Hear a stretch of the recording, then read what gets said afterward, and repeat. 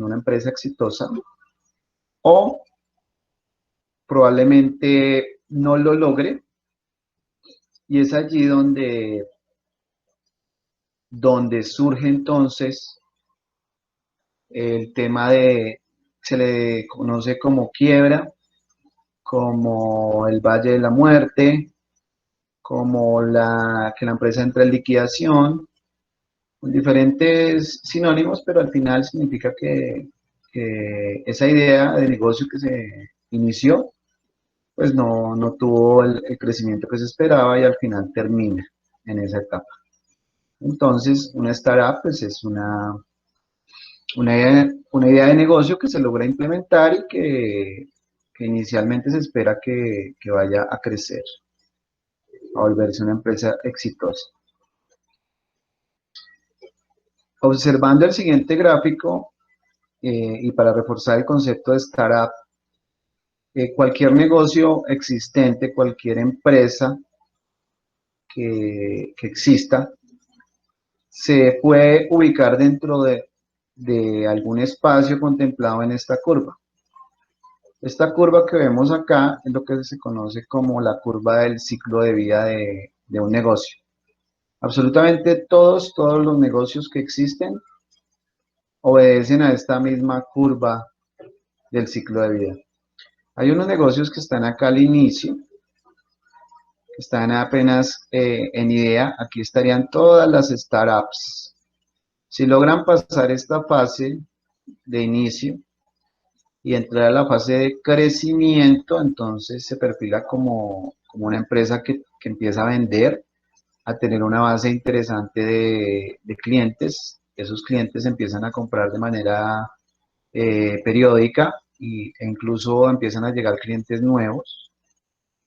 Y si logramos superar esta fase, que es la fase de crecimiento, entramos a otra que se llama la fase de madurez. La fase de madurez es donde la empresa está muy consolidada, ya tiene un segmento o más bien un grupo de clientes bastante asiduo que han permanecido con ella y probablemente lo sigan haciendo. Esa empresa está en la fase de madurez. Es normal que luego de esta fase de madurez empiece una fase de declive. Esta fase de declive se da por múltiples razones. Una de ellas es, por ejemplo, la existencia de nuevas ofertas o la llegada de una nueva tecnología, lo que hace que esa base de clientes, ese grupo, ese segmento de mercado que antes estaba tan cerca de la organización, se empiece a dispersar y se empiece a ir hacia otras ofertas que por alguna razón descubre que es más atractiva que la que tenía, y eso en consecuencia hace que esta empresa que está en esa fase de madurez empiece a esta fase de declive. Aquí cuando una empresa, una organización entra en esta fase, es preciso entonces pensar en estrategias para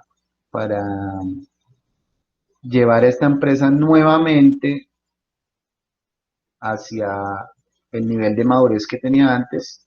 Si no se logra, a partir de diferentes estrategias, lo que sucede es que esa empresa al final, o esa organización al final, termine liquidada, en quiebra, o termine siendo absorbida por otra empresa, otro negocio o una organización más grande. Entonces, nuevamente, las startups están aquí en la fase de inicio. Esta fase de inicio tiene unas características bien particulares que vamos a empezar a analizar hoy y más adelante, porque acá hay unos esfuerzos grandes que tienen que hacer para poder avanzar hacia la fase de crecimiento y no convertirse en esa estadística de empresas que cierran, que quiebran o que no prosperan. Bien, hablemos entonces del concepto de bootstrap. Bootstrap no hay una traducción literal al español, pero tiene que ver básicamente con ese esfuerzo que hay que empezar a hacer cuando la empresa está en ese inicio, cuando es una startup, porque esta empresa por lo general tiene unos recursos supremamente limitados. Al ser los recursos limitados, hay que empezar a optimizarlos, a hacer el mejor uso posible de esos recursos.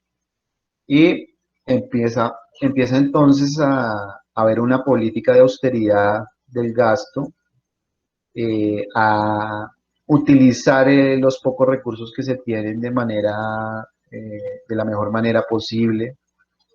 Es aquí donde entran estrategias que vamos a ver ahorita, como por ejemplo buscar espacios compartidos de trabajo o buscar un espacio de coworking, de tal manera que no tengamos que salir, por ejemplo, a pagar el arriendo de una oficina porque precisamente no hay recursos para ello. Hoy en día hay bastantes opciones, de tal manera que tú puedas lograr ese crecimiento inicial a partir de Bootstrap, o sea, de costos y gastos supremamente limitados y muy orientados hacia la parte más importante de tu idea de negocio para reforzarla y poder avanzar hacia la siguiente fase. Tenemos el concepto de Business Model Canvas, que en español sería como el lienzo de modelos de negocio, que es, entre otras cosas, la metodología que vamos a seguir durante el desarrollo del taller y nos va a permitir llevar todo el proceso desde una idea inicial que tenemos hasta convertirla en un proyecto viable, ya con el respectivo análisis de mercado, propuesta de valor, segmento de clientes, todo lo que hay que tener en cuenta, abordarlo de una manera sistemática, ordenada, y llegar al final a tener por lo menos en papel, si me permiten la expresión, tener por lo menos en papel una idea de negocio que se puede convertir realmente en algo rentable en la vida real. Para ello, pues hay diversas metodologías, pero la que vamos a seguir acá en este componente se llama Business Model Canvas o el lienzo de modelos de negocio, que obviamente pues más adelante lo veremos en mayor nivel de detalle y paso a paso. Hay un concepto que ha tomado fuerza que se llama el coworking space. Los coworking space en Colombia pues hay varias compañías, pues realmente todo está como suspendido en el vilo de la situación que estamos viviendo, pero antes de que todo esto llegara, en Colombia estaban llegando múltiples compañías, entre una de las más grandes quizás sea WeWork, que lo que ofrece son básicamente espacios compartidos de trabajo. ¿Qué es? Y yo diría que realmente en el momento en que lleguemos a superar o a poder convivir con esta situación que nos aqueja el día de hoy, esto se va a disparar muchísimo, porque es realmente una opción muy útil para trabajar y son los coworking space. El coworking space hay una empresa que pone un espacio de trabajo. Ese espacio de trabajo tiene ciertas características. Por ejemplo, tiene acceso a internet, tiene acceso también a canales telefónicos, tiene acceso a recursos web como una página o un chat de servicio al cliente. Si usted lo pide, puede tener acceso, por ejemplo, a una secretaria o a un recepcionista o a un asistente. Puede usted solicitar el número de computadores que requiera. Obviamente tiene la comodidad del espacio, de ahí café, o sea, simula todo lo necesario en una oficina, pero usted no está pagando todo lo que valdría una oficina que fuera solamente para usted, sino que esos espacios son compartidos. ¿Qué significa? Que usted tiene que reservar un tiempo para uso de ese espacio.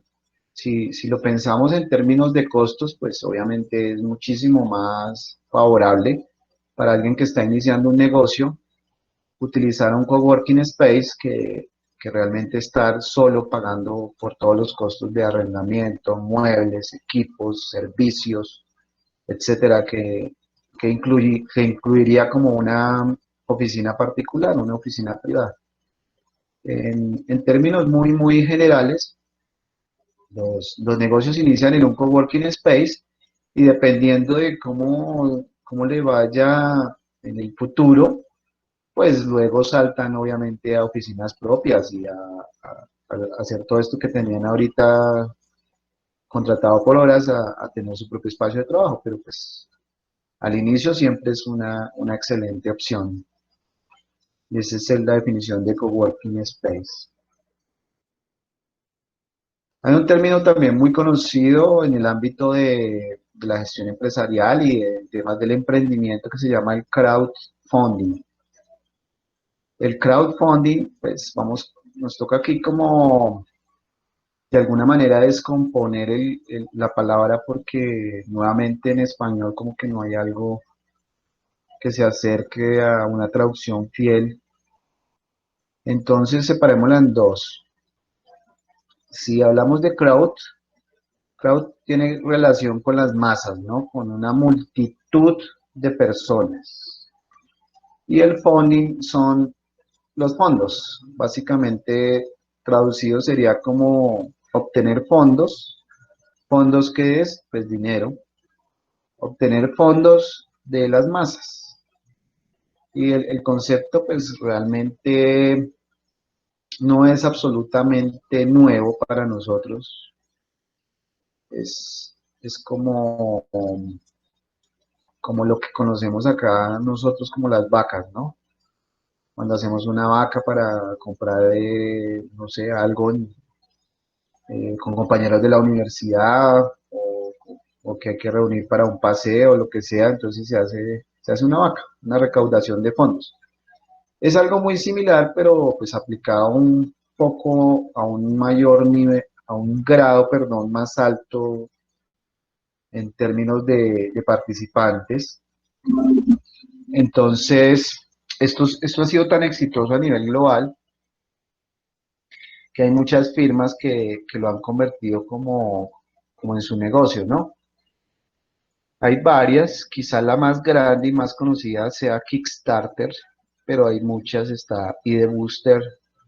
En Colombia hay varias, por ejemplo, Súmame, Little Big Money, La Chévere, esas son ejemplos de empresas acá en Colombia que se dedican al crowdfunding. Voy a explicar un poco, me voy a basar en Kickstarter para, para explicar un poco el concepto de crowdfunding. Bien, entonces, sigamos hablando de crowdfunding. Y les comentaba que quería tomar el ejemplo de Kickstarter porque Kickstarter maneja de alguna manera el concepto desde sus inicios y lo sigue manejando con el concepto original. Entonces, básicamente, ¿cómo funciona? Uno entra a la plataforma de Kickstarter porque está obviamente con su sitio web y con acceso a internet, pues obviamente uno ingresa y se empieza a encontrar con proyectos. Y lo interesante acá es que ellos son tan grandes que tienen los proyectos georreferenciados. Significa entonces que yo podría encontrar, si ingresáramos ahorita, por ejemplo, pudiéramos hacer el ejercicio, podríamos encontrar proyectos acá en Colombia, proyectos incluso acá mismo en Bogotá, y lo mismo pues para diferentes regiones y países en el mundo, y yo puedo aplicar un filtro. Lo puedo hacer por regiones, lo puedo hacer por tipo de proyecto. Y hay una clasificación bastante interesante porque hay proyectos de tipo tecnológico, proyectos con impacto social, proyectos relacionados, por ejemplo, con artes, con música, proyectos relacionados con la producción literaria, proyectos en temas de salud, proyectos en temas ambientales. Es decir, hay un grupo bastante amplio de proyectos. Dependiendo del interés que cada uno de nosotros tenga, pues uno va ahí como clasificando el proyecto que le gustaría ver y luego uno puede ingresar a un grupo de proyectos que clasifican dentro de esos criterios que uno puede establecer. Luego, uno podría ingresar a nivel individual. Supongamos que nos interesa un proyecto ahorita en tema tecnológico y que tenga que ver también con el ámbito de la salud. Entonces ingresamos y encontramos algún proyecto interesante. Podemos ingresar, encontrar los detalles específicos del proyecto, de qué se trata, qué avances han tenido, quiénes son los que están metidos dentro del proyecto y cuál es el interés real de llevarlo a cabo. Y si a uno le llama la atención, uno puede donar dinero, dependiendo pues obviamente del monto que uno done, uno tiene acceso a ciertas cosas. La persona que sube el proyecto dentro de la plataforma debe garantizar una serie de recompensas a las personas que donen determinado monto. Supongamos que nosotros, pues, estamos interesados en el proyecto, pero no, digamos que no tenemos así un gran volumen de capital para poner en él. Simplemente queremos apoyarlo. Entonces, uno ingresa y dependiendo de lo que haya donado, aparecería cosas como, al finalizar, cuando el proyecto esté listo, tú vas a tener una mención especial en un documento que va a ser publicado en algún espacio, por ejemplo. Y a medida que va creciendo esa donación o ese aporte que tú estás haciendo al proyecto, pues las recompensas van subiendo, ¿no? En el caso, por ejemplo, de temas de producción literaria, cambiando un poco ahí de proyecto, si apoyas con una buena donación, pues te va a llegar un ejemplar del libro, por ejemplo, autografiado por el autor, allá a la dirección que tú hayas puesto. Entonces, la recompensa que tú recibes está directamente relacionada con la donación que tú haces para, para el proyecto. Y así, a partir de pequeñas donaciones alrededor del mundo, pues los proyectos cumplen con una cuota que cada equipo del proyecto se ha establecido. Si cumplen con la cuota, pues el proyecto inicia y los dueños tendrán que entregar todas las recompensas que prometieron y esa es como la parte exitosa. Pero después de determinado tiempo, si el monto que ellos habían puesto como meta no se cumple, pues la misma plataforma reembolsa las donaciones que hubo a los diferentes participantes y donadores del proyecto. Y así funciona. Bien, ¿cómo les parece la técnica de crowdfunding?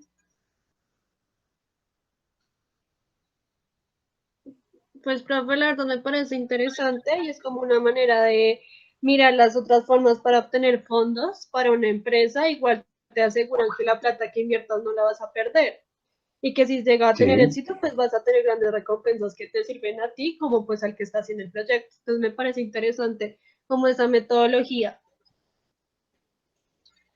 Gracias, Daniela. Entonces, quería pues contarles sobre el concepto de crowdfunding, pero también para que lo tengan en cuenta como una posibilidad, obviamente pues más adelante porque a veces el emprendedor como que se queda corto en las opciones que tiene, o sea, se tiene la idea y es una gran idea, pero a veces todo queda bloqueado por el tema de los recursos, ¿no? Por el dinero que se requiere para poner en marcha muchos proyectos. Y este tema del crowdfunding, comentarles que ya está hace no más de 6 meses. Afortunadamente acá ya está reglamentado en el país. Significa que las personas que obtengan financiación a través de cualquiera de estas plataformas, ya existe una forma legal para que esos recursos lleguen acá al país y se pueda iniciar con los proyectos. Eso se puede convertir muy fácilmente en una fuente de financiación para muchos proyectos que estaban varados precisamente por no tener los recursos necesarios para iniciar. Hay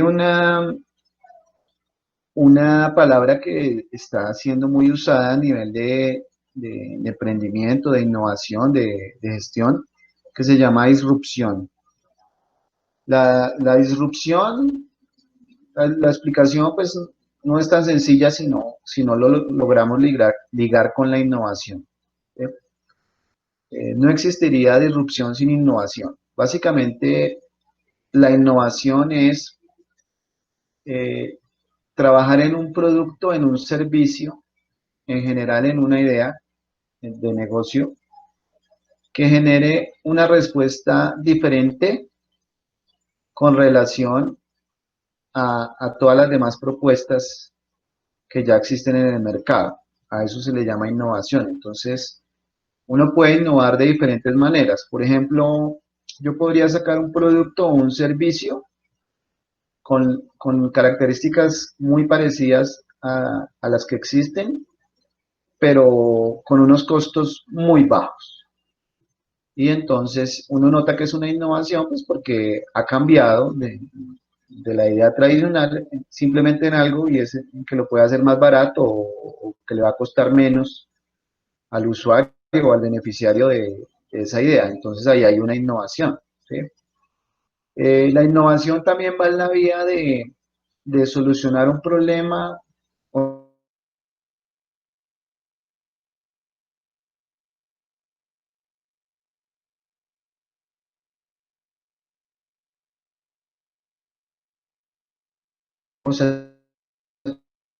satisfacer la necesidad de alguien de una manera muy diferente. Rápidamente sería el caso de Uber.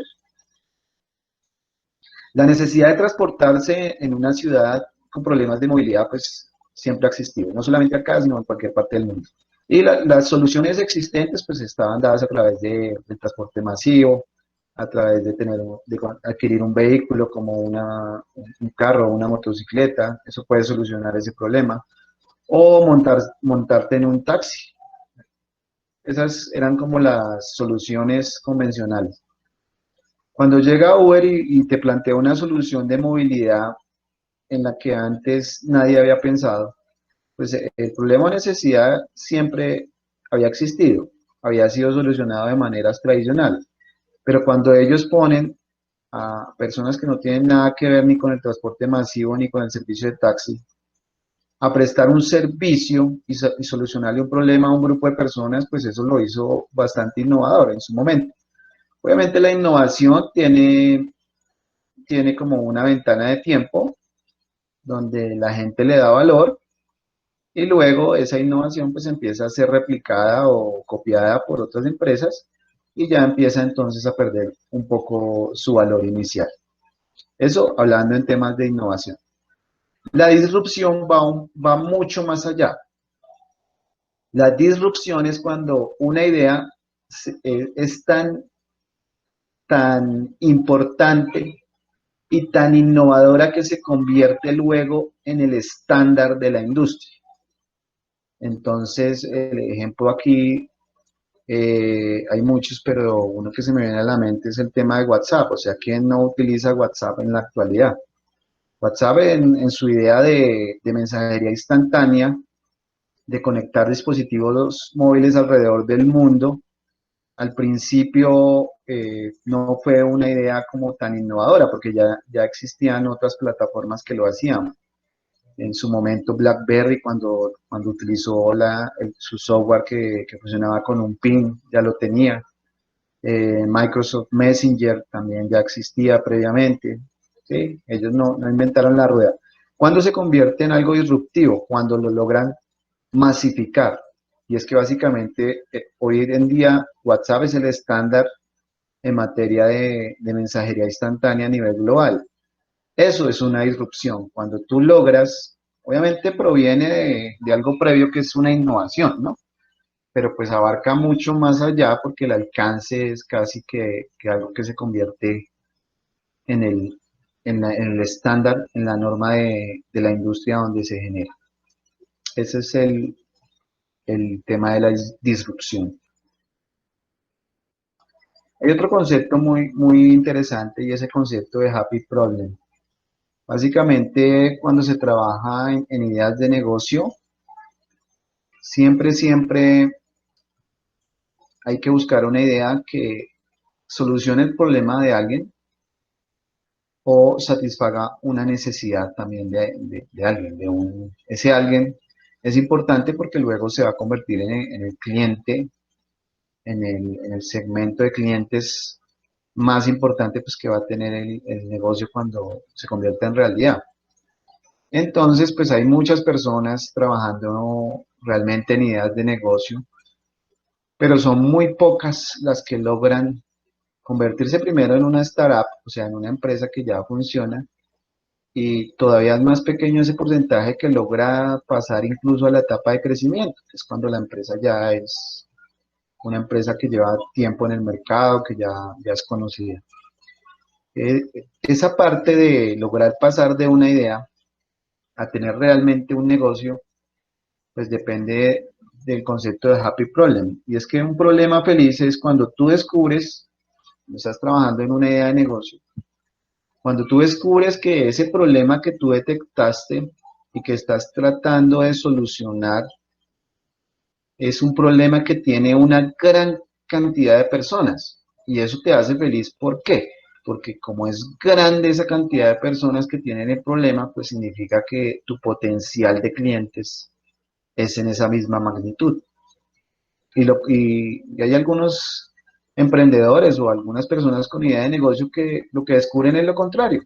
Y es que lo que ellos creían que era el problema o necesidad que estaban solucionando, pues realmente hay muy pocas personas que lo consideran realmente un problema y hay todavía un grupo más pequeño que estaría dispuesto a pagar porque le solucionen ese problema. Entonces no tienen un happy problem, de tal manera que es muy poco probable que esa idea se convierta realmente en un negocio porque no tiene potencial de crecimiento. Cuando tú descubres un happy problem, un problema que tiene una gran cantidad de personas, ese es un buen indicio que vas por buen camino para que esa idea se convierta realmente en un negocio. Y ese es el concepto de happy problem. Hablar de emprendimientos, de idea de negocio, pues necesariamente nos lleva a hablar de lo que se llama el modelo de negocio. El modelo de negocio es básicamente cuando tú tienes clarísimo esa idea de negocio, cómo va a generar ingresos. Porque lo más difícil, y aquí pues me estaría adelantando un poquito con relación a temas que veremos posteriormente, pero cuando tú tienes una idea de negocio y te estás convirtiendo ya en un emprendedor, las preguntas empiezan como a cambiar, ¿sí? A cambiar su alcance. Entonces lo primero es, ¿será que mi idea le interesa a alguien? Entonces ya pasaste por ahí y descubriste que tienes un happy problem, entonces tu idea parece que sí le interesa a un grupo grande de personas, entonces ya superaste como esa primera etapa. La siguiente etapa que tienes que empezar a superar es que tu idea se convierta en un negocio, ¿sí? Pero que ese negocio adicionalmente sea sostenible en el tiempo, es decir, que tú no tengas un negocio para una temporada y luego ya se acabe, o que tengas un negocio para un grupo de personas y luego de que ese grupo de personas ya te compró tu idea, pues ya se acabó tu negocio porque no hay más. Entonces, el siguiente gran reto de un emprendedor o de alguien que tiene una idea de negocio es hacer que ese negocio sea sostenible en el tiempo, es decir, que tú tengas negocio hoy, pero también tengas negocio mañana y dentro de un año y pues de manera sostenible en el tiempo. Para eso es que se requiere hacer o establecer un modelo de negocio. Ese modelo de negocio es el que convierte una idea realmente en un negocio sostenible en el tiempo. Y para eso pues hay varias metodologías, la que vamos a utilizar nosotros y que vamos a luego a entender a profundidad, se llama el lienzo de modelos de negocio. Tenemos acá el concepto del producto mínimo viable. Esta sigla está en inglés, pero es producto mínimo viable. ¿Sí? El producto mínimo viable es el concepto, está muy atado al concepto de bootstrap. ¿Quién me recuerda el concepto de bootstrap qué es?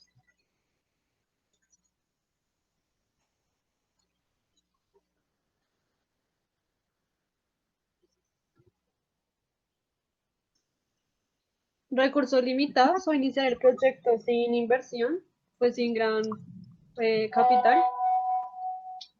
Correcto, Daniela, muchas gracias. Concepto de bootstrap es la utilización eficiente de los recursos y es empezar tu negocio con el mínimo de recursos disponibles, porque los recursos son escasos y al inicio de cualquier negocio pues son aún más escasos, entonces tú tienes que utilizarlos de la manera óptima.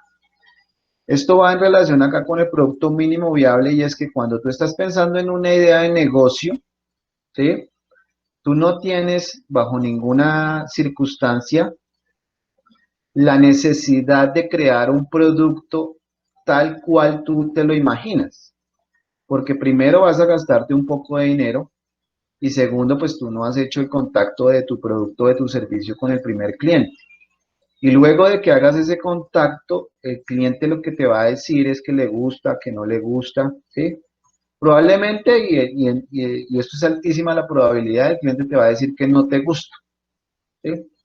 Pero pues si tú ya te gastaste todos los recursos disponibles en plantearlo o en mostrarlo a ese cliente, pues esa parte de gestionar luego el cambio va a ser muchísimo más costoso. Entonces, este concepto lo que plantea es que tú no tienes que gastarte mucho dinero. Por ejemplo, si tú lo que quieres es, pongámoslo como ejemplo, tú vas a sacar ahora un nuevo modelo de teléfono móvil, de celular, con alguna innovación importante, ¿sí? Tú lo que haces es primero sacarlo en materiales muy económicos, ¿no?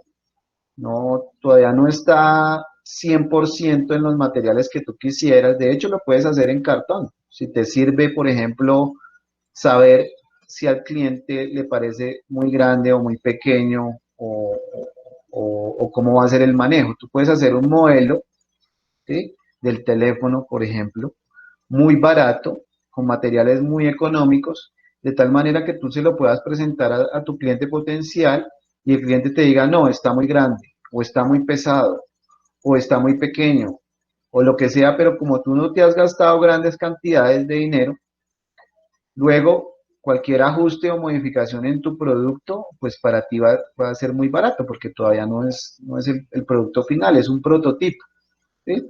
Por eso se llama el producto mínimo viable. Mínimo quiere decir que tiene las características más básicas y más baratas porque todavía tú no has hecho ese contacto con el cliente y el cliente probablemente te va a decir que cambies muchas cosas. Pero como tú lo estás haciendo barato, ¿sí? Cuando ya realmente tienes la seguridad, ya hiciste mucha retroalimentación, hiciste mucho contacto con tus clientes potenciales, es ahí donde probablemente luego de algunos componentes adicionales que vamos a ver luego, ya quieres hacer un lanzamiento inicial al mercado, ahí sí es necesario hacer una inversión importante, porque ya tiene que ser funcional ese prototipo. Pero previo a eso, los materiales, el tamaño y demás, eso te tiene que resultar muy barato, porque si no, vas a empezar a gastar demasiados recursos en algo que tú no sabes todavía si es realmente un negocio o no. Ese es el concepto del producto mínimo viable. Hay unos espacios bien interesantes que se llaman los espacios de networking, ¿sí? Que pues por las condiciones que estamos viviendo, este tipo de ejercicios de networking ahora se están trabajando bajo plataformas virtuales. Pues, obviamente es una alternativa a todo esto que está sucediendo. Pero básicamente quiero hablarles un poquito del concepto. El concepto de networking significa ponerse en contacto con otras personas, con otros emprendedores o sencillamente con ideas similares a la tuya.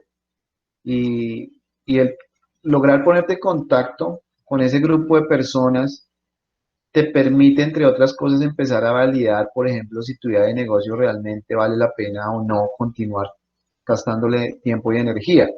Porque en estos espacios de reunión, básicamente lo que se busca es una puesta en común de las ideas, contar lo que tú consideres que debes contar y puedes encontrar, por ejemplo, que alguien ya está trabajando en la misma idea que tú o en algo muy similar y probablemente lo tenga más adelantado. En consecuencia, ahí pues básicamente hay dos opciones.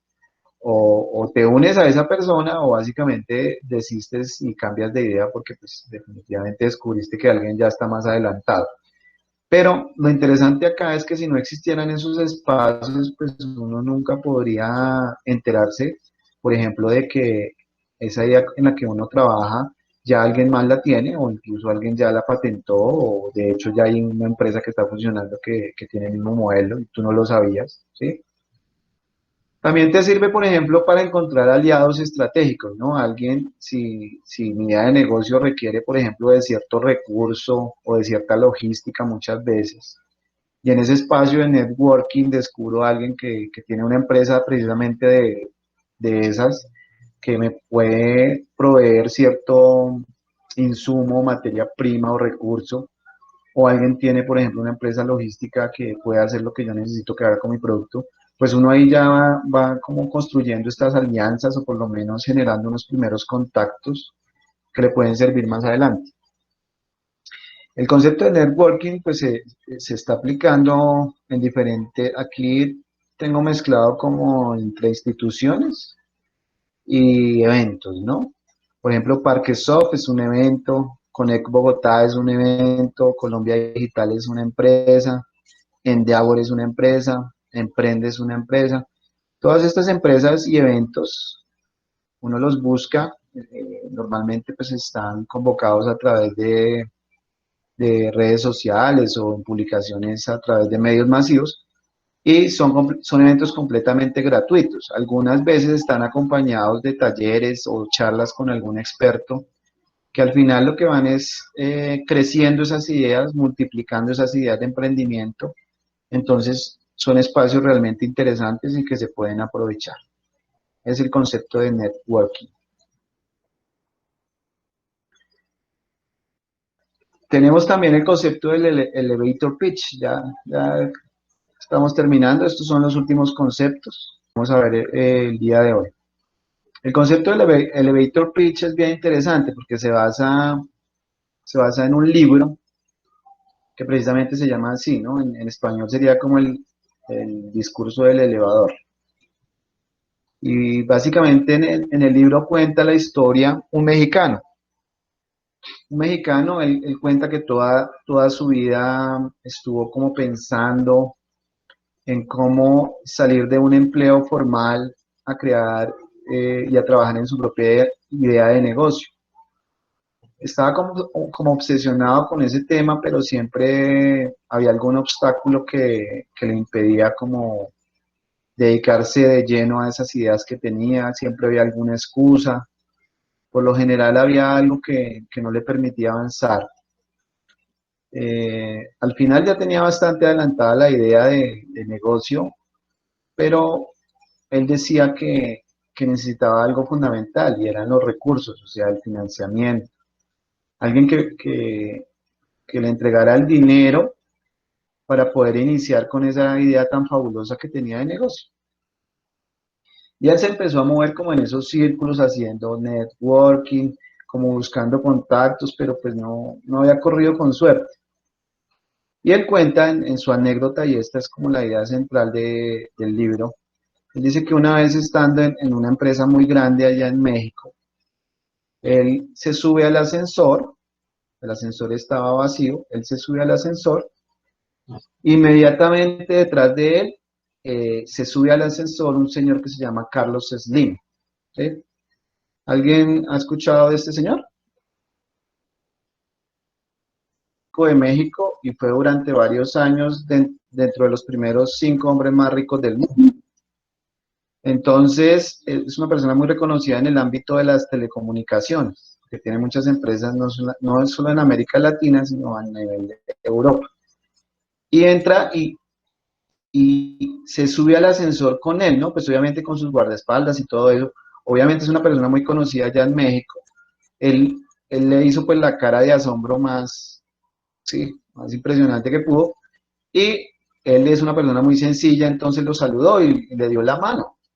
Le dio la mano, él le da la mano, se saludan, ¿sí? Y él encuentra como, Dios mío, esta es la oportunidad de mi vida, ¿no? Para contar mi idea y que al fin alguien con el suficiente poder económico me escuche. Y él lo aborda y le dice que tiene una idea fabulosa de negocio, que si le gustaría escucharla. Pues obviamente Carlos Slim es una persona supremamente ocupada, de hecho iba en ese mismo instante hacia unos pisos arriba a una reunión y ya venía tarde, entonces le comentó, le dijo, mire, la verdad me interesa, yo soy una persona muy abierta a ese tipo de posibilidades. La dificultad que tengo en este momento es que voy hacia una reunión y voy tarde. Entonces, mire, le doy el tiempo que nos vamos a demorar en llegar al piso para que usted me cuente la idea. ¿Y qué creen ustedes que sucedió? Bien, pues la verdad fue que no le fue muy bien a este señor. ¿Sí? Él comenta y pues de ahí, pues, esa experiencia precisamente fue la que lo motivó a escribir un libro. Él dice que al sentir esa limitante del tiempo, al estar bajo esa presión de estar encerrado en un ascensor y sobre todo eh, el estar frente a una persona con esas características, básicamente lo bloqueó. ¿Sí? Él dice que sintió un bloqueo mental y empezó como a balbucear cosas, ¿no? Como a decir, eso que le pasa a veces a la gente que no, que como que queda como tartamudo y no puede hablar. De tal manera que el tiempo pasó muy rápido, en su mente pensó mil cosas, pero en la vida real el tiempo pasó en un instante. Al final, pues el señor comprendió que se había bloqueado, le dijo pues que no había problema, que se comunicara con él y que luego pues le comentara la idea, pues, pero pues obviamente eso nunca llegó a suceder, ¿no? Contactar a una persona de estas, pues es supremamente complicado. Y a él lo marcó tanto esa experiencia que ahí decide escribir ese libro que se llama el Elevator Pitch y luego, pues, a partir de ese libro, muchos emprendedores han entendido que al tener una buena idea de negocio, debe estar lo suficientemente clara en su cabeza y haberla practicado las suficientes veces como para que en 2 minutos usted la pueda explicar, ya sea frente a una persona que puede ser un inversionista o frente al que sea, usted tiene que poder explicar esa idea de negocio en muy corto tiempo, ¿sí?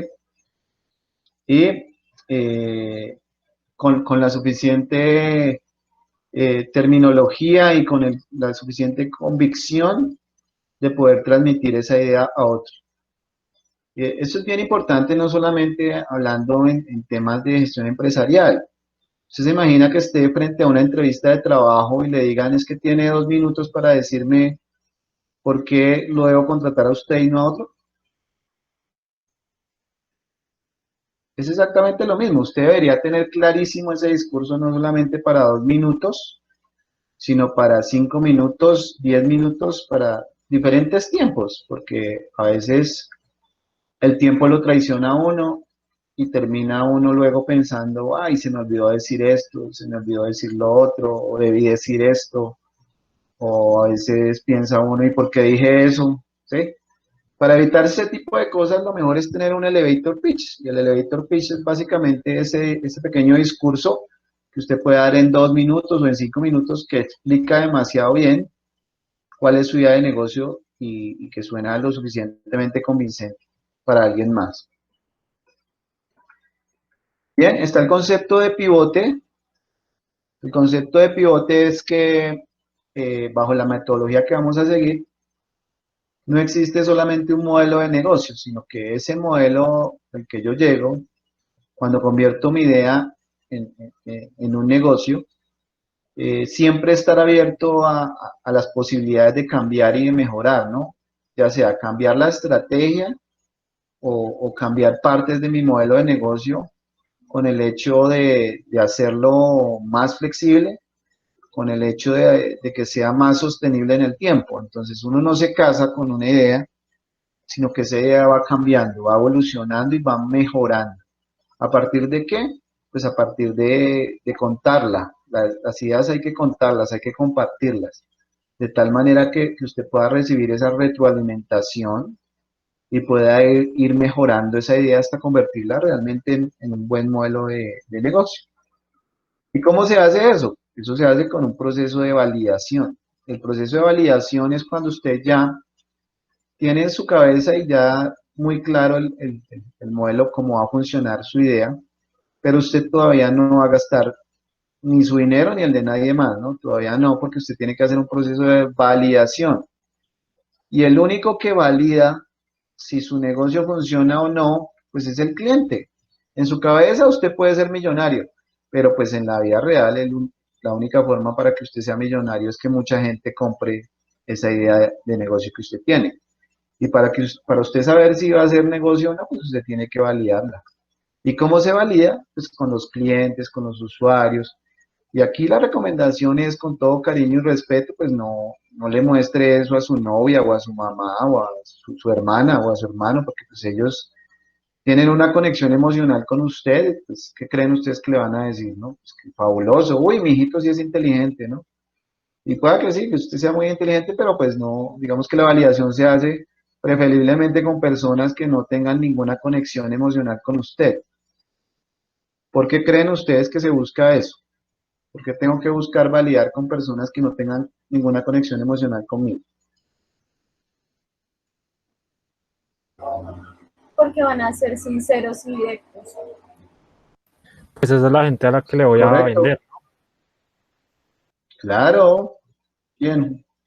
Gracias, Julián. Estefanía dice para mayor objetividad. Correcto. Claro, una persona que no tenga ninguna conexión emocional con usted va a ser lo suficientemente sincero para decir, no, pero usted ¿dónde sacó eso? Eso está muy loco, eso no se lo va a comprar nadie.